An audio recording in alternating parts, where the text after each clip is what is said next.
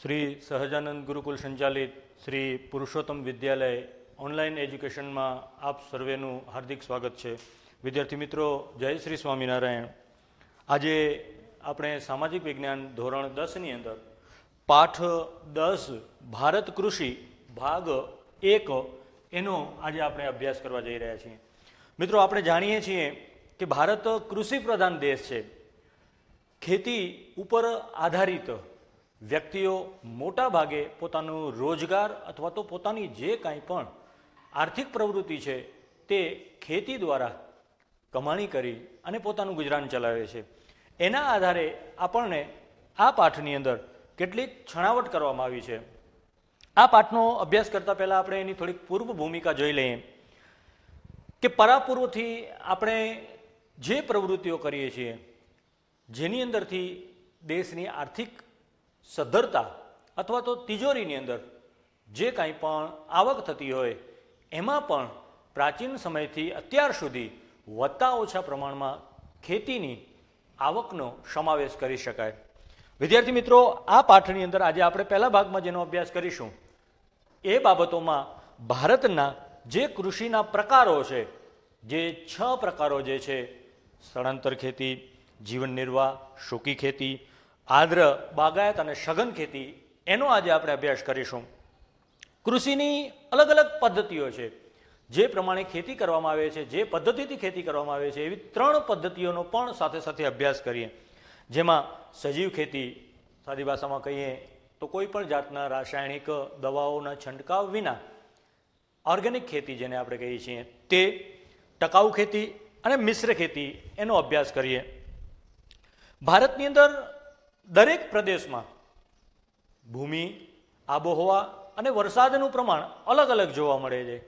તેથી ભારતની અંદર અલગ અલગ પ્રદેશોની અંદર પેદાશો પણ અલગ અલગ થાય છે. દરેક પ્રદેશની અંદર એક જ વસ્તુઓ ઉત્પાદન નથી થતું. એનો પણ આપણે આ ભારતની પેદાશોનો અભ્યાસ કરીશું. તો સૌથી પહેલાં આપણે વાત કરીએ ભારતની પ્રાચીન સમયથી કૃષિ જે છે તે મોટા ભાગના લોકોની આર્થિક પ્રવૃત્તિ છે.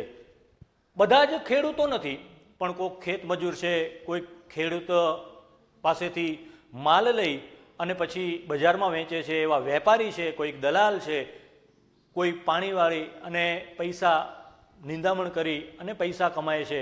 તો આ બધાની આર્થિક પ્રવૃત્તિ જે છે એને કૃષિ કહેવામાં આવે. આજે પણ ભારતની અર્થવ્યવસ્થામાં જોવા જઈએ તો કૃષિનું ભારણ જે છે એ વધારે. કૃષિ જે છે, કૃષિની અંદરથી અર્થવ્યવસ્થાની અંદર જે મૂડી અને જે વિદેશી હુંડિયામણ જે છે એ કૃષિના માધ્યમથી આપણને પ્રાપ્ત થતું હોય છે. ખેતી ભારતનું એક મહત્વનું સંસાધન છે.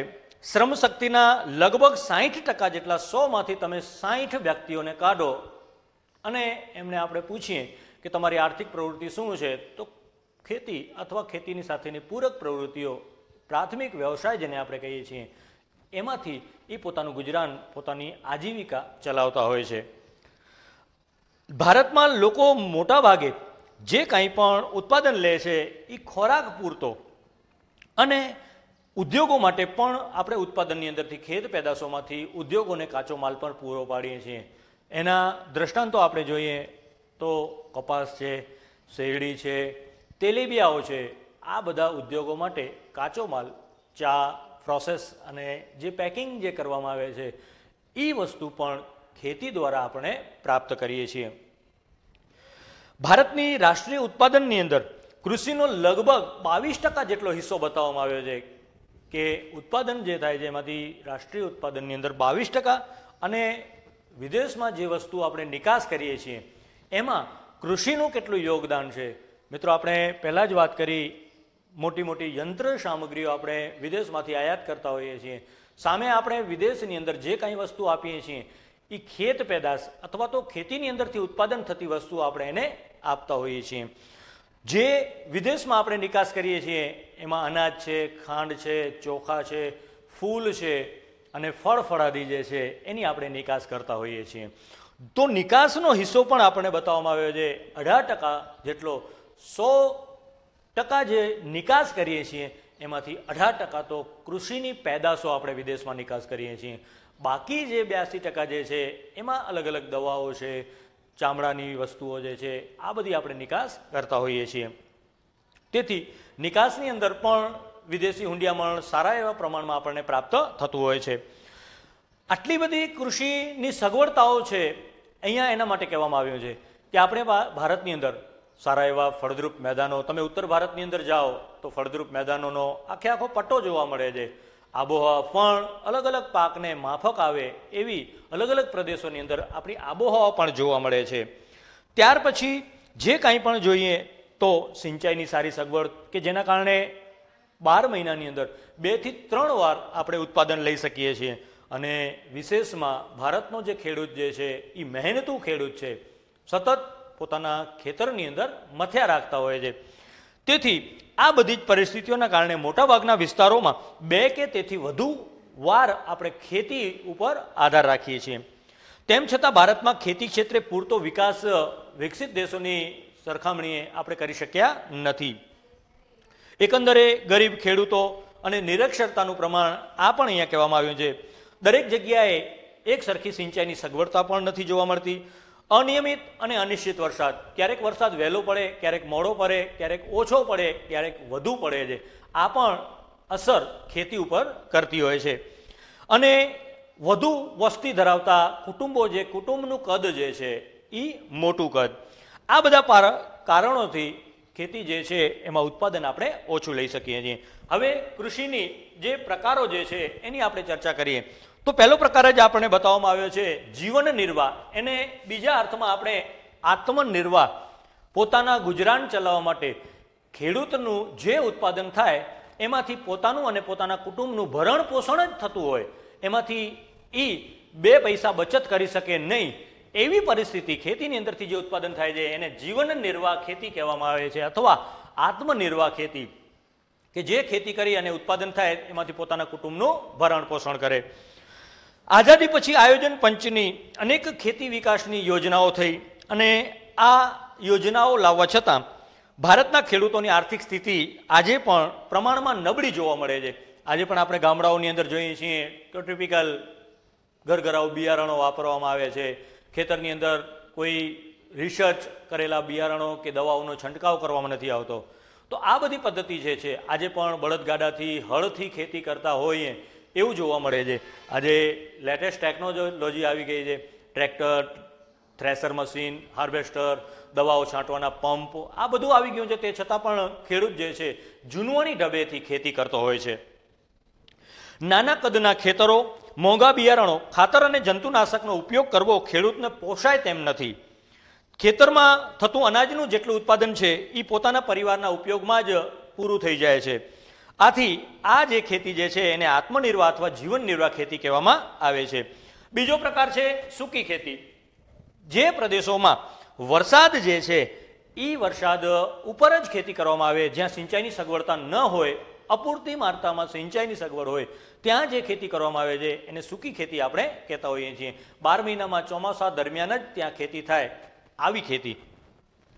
વરસાદ ઓછો પડવો, સિંચાઈની અપૂરતી સગવડતા અને માત્ર વરસાદ ઉપર આધારિત હોય તે વિસ્તારોમાં માત્ર જમીનની અંદર જે ભેજ સંગ્રહાયેલો હોય એ સંગ્રહાયેલા ભેજમાં જે ખેતી કરવામાં આવે છે એને સૂકી ખેતી કહેવામાં આવે છે. અહીં જે પાકનું વાવેતર કરવામાં આવે છે એ પણ નબળી ગુણવત્તાવાળા અને હલકા ભાવના પાકો જેને કહીએ છીએ. જુવાર, બાજરી અને કઠોળ જેવા પાક, મગ છે, તલ છે, એવું વાવવામાં આવતું હોય છે. ગુજરાતમાં ભાલ પ્રદેશ છે, સૌરાષ્ટ્રની અંદર, જે પ્રદેશની અંદર ચોમાસા પછી ચીકણી જમીન અને કાળી જમીનના કારણે ત્યાં ચોમાસા પછી શિયાળા દરમિયાન ચોખા અને ઘઉંનું વાવેતર કરવામાં આવે છે. જે ભાલિયા ઘઉં અને ચણા જે છે એનું વાવેતર ત્યાં કરવામાં આવે છે. આ ભેજ સંગ્રહના કારણે કરવામાં આવે છે. પછી એ જમીનની અંદર ક્યાંય પણ પાણી અથવા તો વરસાદની જરૂર પડતી નથી. ભેજવાળી જમીનમાં આ રીતે ઘઉં અને ચણાનો પાક ઉગાડવામાં આવતો હોય છે. ત્યાર પછી આદ્ર ખેતી એટલે કે ભીની ખેતી, જ્યાં વરસાદ સારો પડતો હોય, સિંચાઈની પણ સગવડ હોય, ત્યાંનો ખેડૂત જે છે એ સારા બિયારણ, સારી દવાઓ, રિસર્ચ કરેલા, સંશોધન કરાયેલા બિયારણોનો ઉપયોગ પોતાના ખેતરોની અંદર કરી અને મબલક પાક લેતા હોય છે. એવી આદ્ર ખેતી, જ્યાં વરસાદનું પ્રમાણ વધુ હોય છે, સિંચાઈની સગવડ પણ વધુ છે, તેવા વિસ્તારોમાં આદ્ર ભીની ખેતી કરવામાં આવે છે. વરસાદ ન પડે અથવા ઓછો પડે તો એ પોતાના બોર હોય કે કૂવા હોય કે તળાવની અંદરથી કેનાલોના માધ્યમથી પાણી પીવડાવી અને ખેતી કરતા હોય છે. અહીં વર્ષની અંદર એક કરતાં વધુ પાક લેવામાં આવતો હોય છે અને અહીંયા જે વાવેતર કરવામાં આવે છે એવા પાકમાં ડાંગર, શેરડી, કપાસ, ઘઉં અને શાકભાજીનું ઉત્પાદન કરવામાં આવતું હોય છે. ત્યાર પછી ચોથો પ્રકાર આપણને બતાવવામાં આવ્યો છે સ્થળાંતર ખેતી, જેને ઝૂમ પદ્ધતિની ખેતી કહેવામાં આવે છે. જે જગ્યાએ ગીચ જંગલો આવેલા છે ત્યાં જંગલોને બાળી અથવા તો જંગલોને કાપી અને જે ખેતી કરવામાં આવે છે એને સ્થળાંતર ખેતી કહેવામાં આવે છે. આ જગ્યાએ જે ખેતી કરવામાં આવે છે એમાં કોઈ પણ જાતના ખાતર અથવા તો બહારથી કાંઈ માટી લઈને નાખવી એવું કાંઈ કરવામાં આવતું નથી. જ્યાં સુધી જમીનની અંદર ઉત્પાદન સારું મળે ત્યાં સુધી એ જગ્યા ઉપર ખેતી કરવામાં આવે છે. ઉત્પાદનની અંદર જેવો ઘટાડો થાય એ જગ્યાને છોડી અને નવી જગ્યાએ જમીન એકત્રિત કરવામાં આવે છે, જંગલોને કાપી અને જંગલોને બાળી અને ત્યાં ખેતી કરવામાં આવે છે. એને સ્થળાંતર અથવા ઝૂમ ખેતી કહેવામાં આવે છે. આ પ્રકારની ખેતીમાં જંગલોના વૃક્ષોને કાપીને કે સળગાવીને જમીન સાફ કરી અને ખેતરો તૈયાર કરવામાં આવે છે. જમીનની ફળદ્રુપતા ઘટતા આ વિસ્તારને છોડી દેવામાં આવે છે અને નવી જગ્યા ખેતી માટે શરૂ કરવામાં આવે છે. આ ઝૂમ ખેતી કહેવાય છે. આ ખેતીમાં ધાન્ય પાક, શાકભાજી ઉગાડવામાં આવે છે અને આ ખેતીમાં ઉત્પાદન ખૂબ જ ઓછું જોવા મળે છે. ત્યાર પછી બાગાયત ખેતી થોડીક ખર્ચાળ છે. શરૂઆતથી જ જ્યાં સુધી ઉત્પાદન ના આવે ત્યાં સુધી આપણને એની અંદર રોકાણ જ કરવું પડતું હોય છે. આજે આપણે જાણીએ છીએ બાગાયત ખેતી જે છે એ બાગાયત ખેતીમાં એકવાર વાવેતર કર્યા પછી 20 વર્ષ 25 વર્ષ સુધી આપણને ઉત્પાદન એનું મળતું હોય છે. પણ જે સદ્ધર ખેડૂતો હોય તે ખેડૂતો આ બાગાયત ખેતી કરી શકતા હોય છે, કારણ કે બાળકની જેમ આ જે રોપા હોય એનો ઉછેર કરવો પડે, એની ટ્રીટમેન્ટ કરવી પડે, સમયાંતરે દવાઓ છાંટવી પડતી હોય છે. અત્યારે દાડમ છે, કેરી છે, કેળા છે, ચીકુ છે, આંબા છે, એના જે બગીચાઓ આપણે જોઈ રહ્યા છીએ એની પાછળ ખર્ચો પણ એટલો જ લાગતો હોય છે. એના શરૂઆતથી જ રોપાઓ વાવવાથી ખાડા કરવા, રોપાઓની જે કિંમત છે એ કિંમત આપી અને રોપાઓનું વાવેતર કરવું અને પછી 3-4 વર્ષે જ્યારે ઉત્પાદન આવે ત્યાં સુધી આપણે એની માવજત કરવી પડતી હોય છે. તો આ બાગાયત ખેતી જે છે એ થોડીક ખર્ચાળ ખેતી પણ કહેવામાં આવી છે. બાગાયત ખેતી એક પ્રકારે થતી ખેતી છે. રબર, ચા, કોફી, કોકો આ બધું જે છે આ બાગાયત ખેતીની અંદર એનું ઉત્પાદન કરવામાં આવતું હોય છે. નાળિયેર ઉપરાંત સફરજન છે, કેરી, સંતરા, દ્રાક્ષ એના બગીચાઓ પણ આપણે જોતા હોઈએ છીએ. લીંબુ, ખારેક વગેરે ફળોની ખૂબ જ માવજત સાથે ખેતી કરાય છે. આ પ્રકારે ખેતીમાં વધુને વધુ મૂડીરોકાણની જરૂરિયાત પડતી હોય છે. આધુનિક ટેકનોલોજી પણ આની અંદર દવા છાંટવાના મશીન, પંપ, ટ્રેક્ટર આ બધી વસ્તુઓ એની અંદર ઊંચા ભાવની વસ્તુઓ અથવા તો ઊંચી કિંમતની વસ્તુઓનું રોકાણ કરવું પડતું હોય છે. યંત્રો, ખાતર, સિંચાઈ અને પરિરક્ષણ સંગ્રહ માટે એના માટે કોલ્ડ સ્ટોરેજ અથવા તો બીજી જે કાંઈ પણ ગોડાઉનોની વ્યવસ્થા જે છે એ બધી અહીંયા જોવા જોઈતી હોય છે. ત્યારે આપણે આવી ખેતી કરી શકતા હોઈએ છીએ. સાથે સાથે માલને પહોંચાડવા માટે રોડ અને રસ્તાની પણ સારી પરિવહનની સુવિધા હોવી જોઈએ. નહીંતર તો આપણો જે ઉત્પાદન માલ થાય એ માલ આની અંદર બગડી જતો હોય છે. એટલે પરિવહન માટે પણ સારી સુવિધાઓ હોય ત્યાં બાગાયત ખેતી સફળ થતી હોય છે. અને છેલ્લો છઠ્ઠો પ્રકાર જે છે સઘન ખેતી, જેને આપણે કહીએ છીએ, જ્યાં સિંચાઈની સુવિધા સારી હોય, રાસાયણિક ખાતરો, કીટનાશક દવાઓ અને વિવિધ પ્રકારના યંત્રોનો વ્યાપક ઉપયોગ ખેતીની અંદર યાંત્રિકરણ થયું છે. આ પ્રકારે થતી ખેતીને સઘન ખેતી કહેવામાં આવે છે. આ પ્રકારે ખેતીની અંદર મોટાભાગે રોકડિયા પાક લેવામાં આવતા હોય છે. ચા છે, કપાસ છે, રબર છે, આવા રોકડિયા પાકો જે વેચી શેરડી અને તરત જ આપણના પૈસા આપણને મળતા હોય એવા પાકનું આપણે ઉત્પાદન કરતા હોઈએ છીએ. રોકડિયા પાકનું વધારે વાવેતર થાય છે. અહીં હેક્ટર દીઠ ઉત્પાદનમાં ખૂબ જ વધારો થયેલ છે અને આ પ્રકારની ખેતી હેઠળનો વાવેતર વિસ્તાર પણ દિવસે ને દિવસે આજે વધતો જાય છે. ખેતીના આર્થિક વળતરને મહત્વ અપાતું હોવાથી તેને વ્યાપારી ખેતી પણ કહેવામાં આવે છે. ત્યાર પછી નવી જે ખેતીની પદ્ધતિઓ જે છે એ પદ્ધતિઓની આપણે ચર્ચા કરીએ તો ખેતીની અંદર 3 પ્રકારે 3 પદ્ધતિઓએ ખેતી થાય છે. સજીવ ખેતી, જેને ઓર્ગેનિક કે આપણે કહીએ છીએ, કોઈ પણ જાતના રાસાયણિક દવાઓના ઉપયોગ વિના જે દવાઓ અથવા તો જે કાંઈ પણ જીવાત આવી હોય તો એના માટે દવાઓ તરીકે લીમડાનું દ્રાવ્ય છે, ખાટી છાશ છે, આ બધી વસ્તુઓ જે છે, ગૌમૂત્ર, આ બધી વસ્તુઓ જે છે એનો છંટકાવ કરવામાં આવતો હોય છે. ખેતીની અંદર કોઈ પણ જાતનો રાસાયણિક ખાતર, ડીએપી છે, યુરિયા છે કે કોઈ પણ જાતનું રાસાયણિક ખાતર જમીનની અંદર આપવામાં નથી આવતું. છાણિયું ખાતર જે અથવા તો વર્મી કમ્પોસ્ટ જેને આપણે કહીએ છીએ, અળસિયાઓનું ખાતર, એનો ઉપયોગ આ ખેતીની અંદર, સજીવ ખેતીની અંદર કરવામાં આવતો હોય છે. અને આ સજીવ ખેતીથી જે ઉત્પાદન થયેલા પાક જે છે અથવા તો જે અનાજ છે એની કિંમત પણ ખેડૂતને ઊંચી મળતી હોય છે. કારણ કે આજે પણ આપણી પાસે એક એવો વર્ગ છે જે ઓર્ગેનિક વસ્તુઓની માંગ કરતો હોય છે. તો સૌથી પહેલાં આપણે સજીવ ખેતી, જે પ્રમાણમાં રાસાયણિક ખાતરો અને કીટનાશકોનો વપરાશ થઈ રહ્યો છે તેનાથી આપણે જાણીએ છીએ કે રાસાયણિક ખાતર જે છે અથવા તો જે જંતુનાશક દવાઓ જે છે એની લાંબા ગાળાની અસર ભૂમિ ઉપર, ખેતીની જમીન ઉપર થાય છે. ધીમે ધીમે અત્યારે ઉત્પાદન તો વધે પણ સમય જતાં આ ઉત્પાદનની અંદર ઘટાડો જોવા મળતો હોય છે. અને એક સમય એવો આવી જાય છે કે જે જમીન ઉપર આપણે મબલક ઉત્પાદન લેતા એ જમીન બંજર ભૂમિની અંદર ફેરવાઈ જતી હોય છે. તો આની અંદર સમયાંતરે આપણને છાણિયું ખાતર છે અથવા તો બીજી કાંપની માટી લઈ અને એમાં નાખવી પડતી હોય છે. તો આવી રીતે જેને કહેવામાં આવે છે કે રાસાયણિક ખાતરો જે છે એ નુકસાનકારક જોવા મળે છે. ધીરે ધીરે અનાજ, શાકભાજી અને ફળોની રસાયણો અને જંતુનાશકની હાજરી પણ જોવા મળે છે, જે અત્યારે આપણા શરીરની અંદર એની અસર વર્તાતી નથી. આપણે જે કાંઈ પણ રાસાયણિક ખાતરો અને દવાઓ દ્વારા જે ઉત્પાદન થયેલો ખોરાક આરોગીએ છીએ એ લાંબા ગાળે આપણા શરીરની અંદર નકારાત્મક અસર ઊભી કરે છે.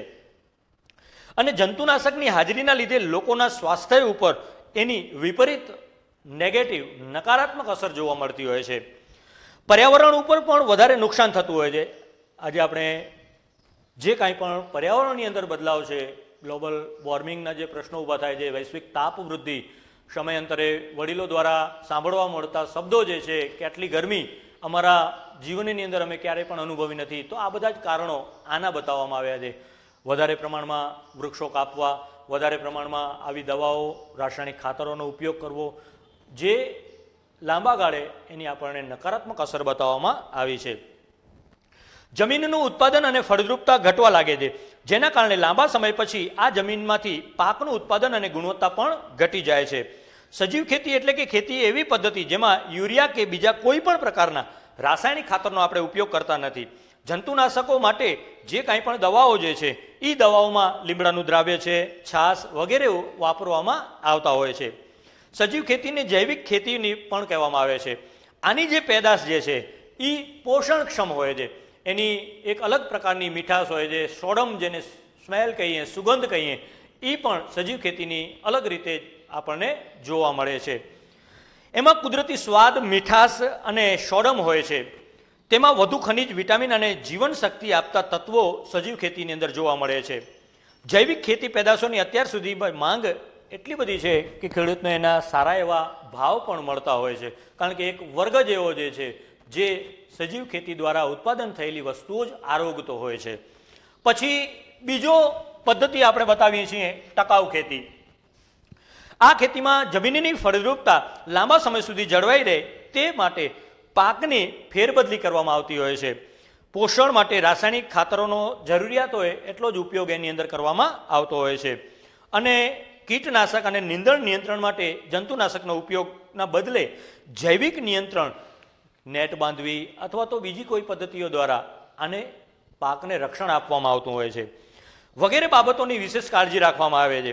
અને ત્રીજું જે છે મિશ્ર ખેતી, જે ખેતીની સાથે જે પૂરક પ્રવૃત્તિઓ આપણે કહીએ છીએ. પ્રાથમિક વ્યવસાયની અંદર આપણે જોઈ ગયા કે પશુપાલન છે, મરઘા બતકા ઉછેર છે, મત્સ્યપાલન છે, આ બધી પૂરક પ્રવૃત્તિઓ થઈ ખેતીની સાથેની. તો મિશ્ર ખેતીની અંદર પણ આ જ રીતે ખેતીની સાથે સાથે બીજી પ્રવૃત્તિઓ કરવામાં આવતી હોય છે.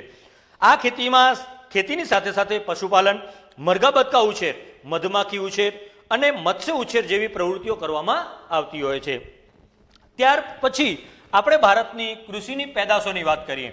ભારતની અંદર અલગ અલગ આબોહવા, અલગ અલગ પ્રદેશોમાં જમીનની ફળદ્રુપતામાં પણ વૈવિધ્ય જોવા મળે છે. વરસાદનું પ્રમાણ પણ અલગ અલગ છે. એનામાંથી ભારતની અંદર અલગ અલગ જગ્યાએ અલગ અલગ પાકનું ઉત્પાદન આપણે લઈ શકીએ છીએ. તો ભારતમાં ઋતુઓના સંદર્ભમાં કૃષિ પાકને 3 વિભાગમાં વહેંચવામાં આવ્યા છે. ખરીફ પાક એટલે કે અત્યારે જે ચોમાસામાં જે વાવેતર થશે એને આપણે ખરીફ પાક કહીએ છીએ.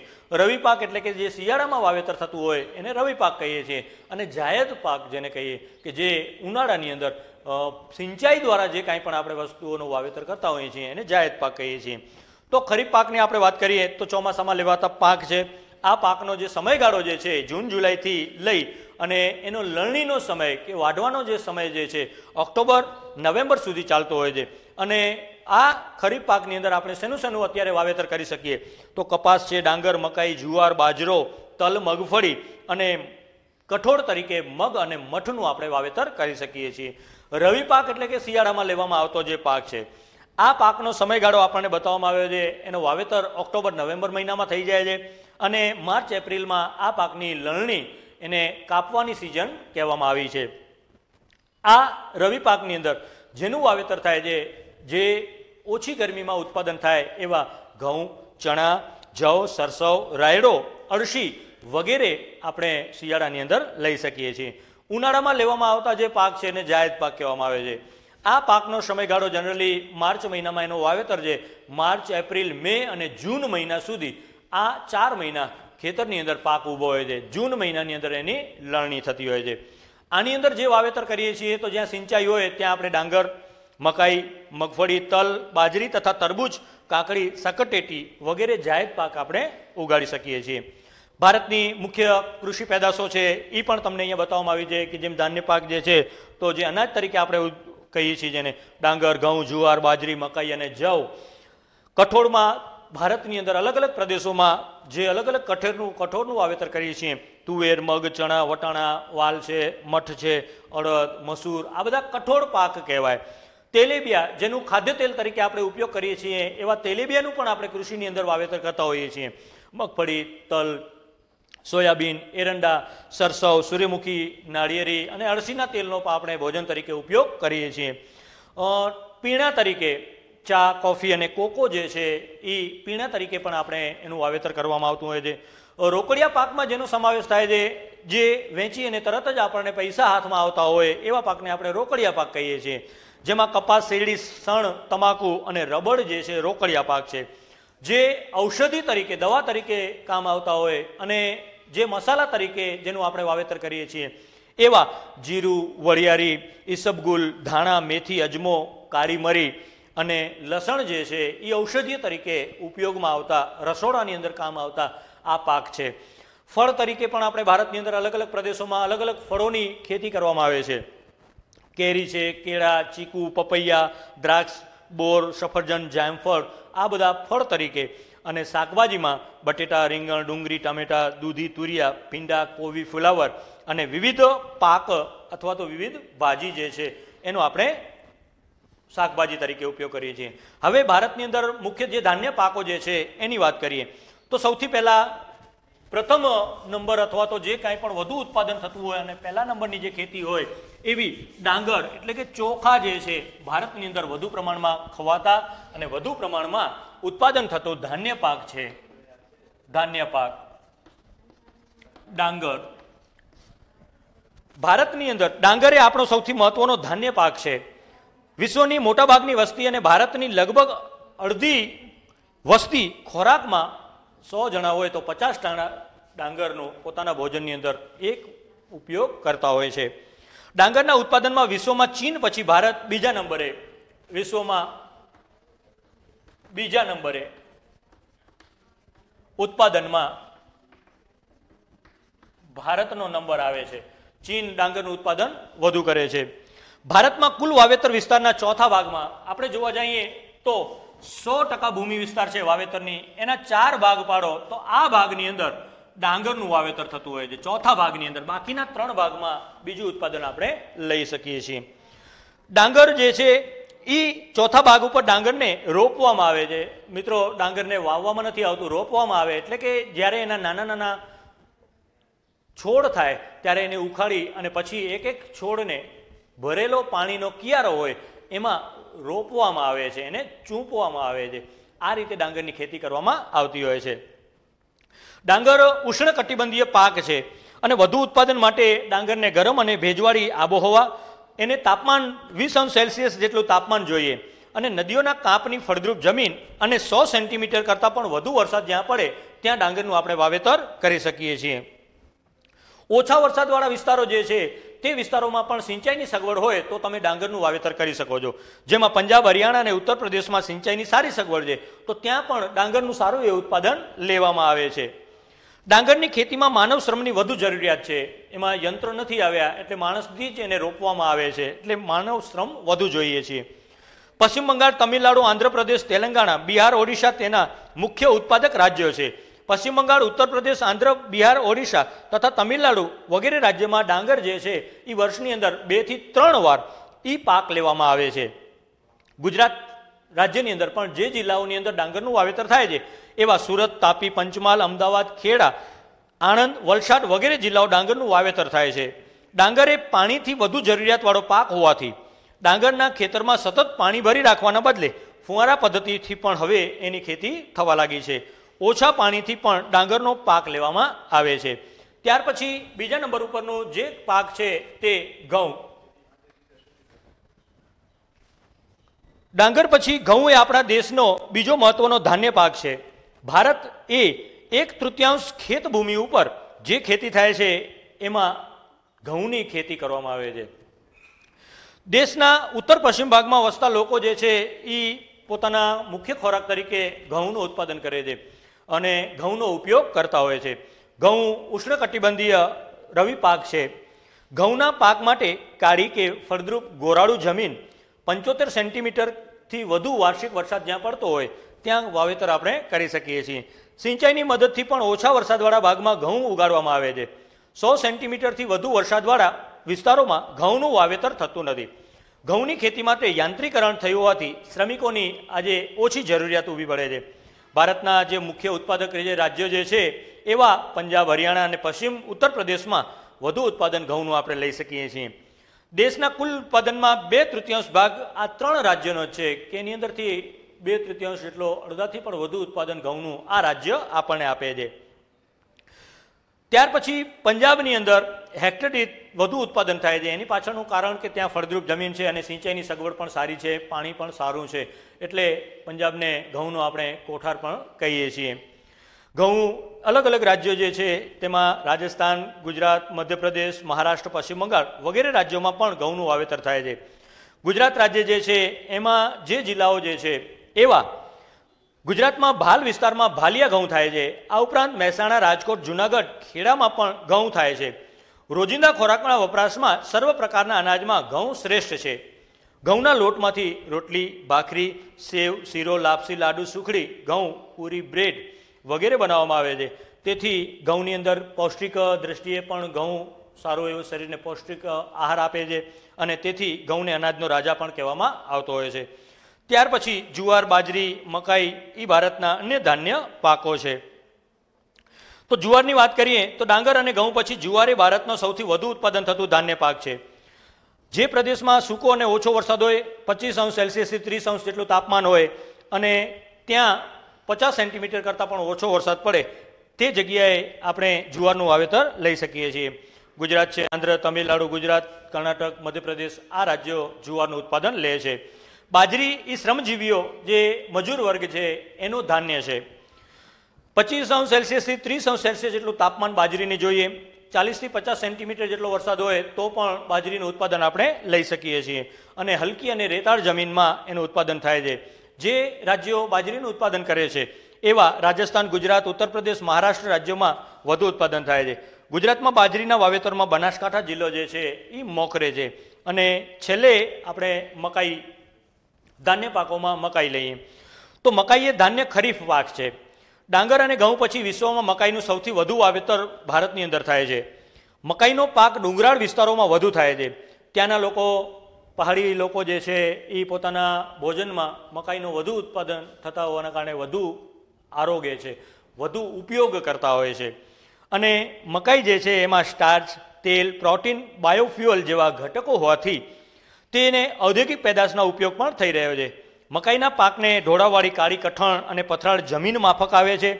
પાણીના નીતરાવાળી જમીન માફક આવે છે. 50 થી 100 સેન્ટીમીટર જેટલો વરસાદ અને 21 થી 27° જેટલું તાપમાન હોય તો તમે મકાઈનું વાવેતર કરી શકો છો.